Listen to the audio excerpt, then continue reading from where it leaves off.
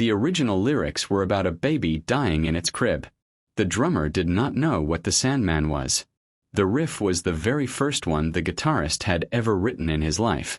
And this song was later used by the United States military to psychologically torture prisoners. Enter Sandman is one of the most recognizable songs in rock history, and almost every detail behind it is stranger than it sounds. Kirk Hammett wrote the main riff at 2 or 3 in the morning. He had just spent the evening listening to Soundgarden's 1989 album Louder Than Love, and something in that record triggered an idea. He picked up his guitar and the riff that would become Enter Sandman came out. It was the very first guitar riff Kirk Hammett had ever written in his life. He brought it to Lars Ulrich the next day. Ulrich heard it and immediately said the structure was not quite right. The original riff was only 2 bars long. Ulrich suggested playing the first bar 3 times in a row, then landing on the second bar only every 4th time. That single structural change, suggested by a drummer, turned a decent idea into one of the most hypnotic and heavy riffs in rock history. Then the lyrics became a problem. James Hetfield, the band's frontman and primary lyricist, spent months trying to write words for the song. It was the last song on the entire album to receive finished lyrics. And the reason was unusual. The song sounded too commercial to Hetfield. Too catchy. Too radio-friendly.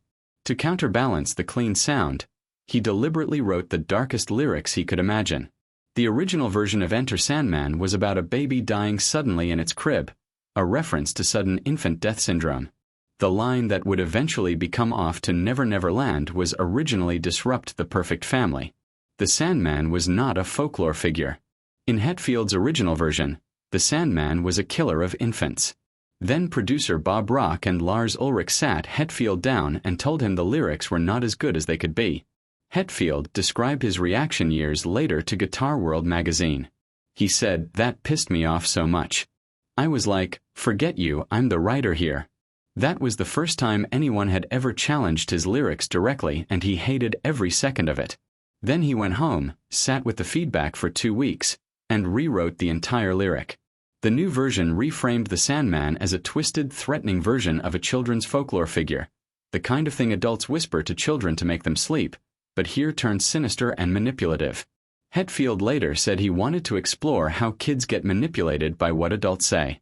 Ironically, Lars Ulrich himself did not know what the Sandman was when they came up with the title. He had grown up in Denmark. Hetfield had to explain the entire folklore concept to him before they could finish writing the song. The recording process itself was extreme. Engineer Randy Staub later revealed that close to 50 drum takes were recorded for Enter Sandman alone. Ulrich did not play the song through from start to finish. He recorded each individual section of the song separately, and the final drum track was assembled from dozens of edited takes. Hetfield played 3 separate rhythm guitar tracks of the exact same riff layered on top of each other to create what he described as a wall of sound. Mixing the song alone took 10 full days. 10 days just on one song. The Black Album was released on August 12, 1991. Enter Sandman was the lead single, released 2 weeks earlier on July 29. It reached number 16 in the United States and number 5 in the United Kingdom. The album itself became the best-selling album of the entire Soundscan era, meaning it outsold every other album released since accurate tracking began in 1991. Over 30 million copies worldwide. And then something unexpected happened with the song. The United States military began using Enter Sandman at detention facilities, playing it at extreme volume for hours at a time as a psychological pressure technique.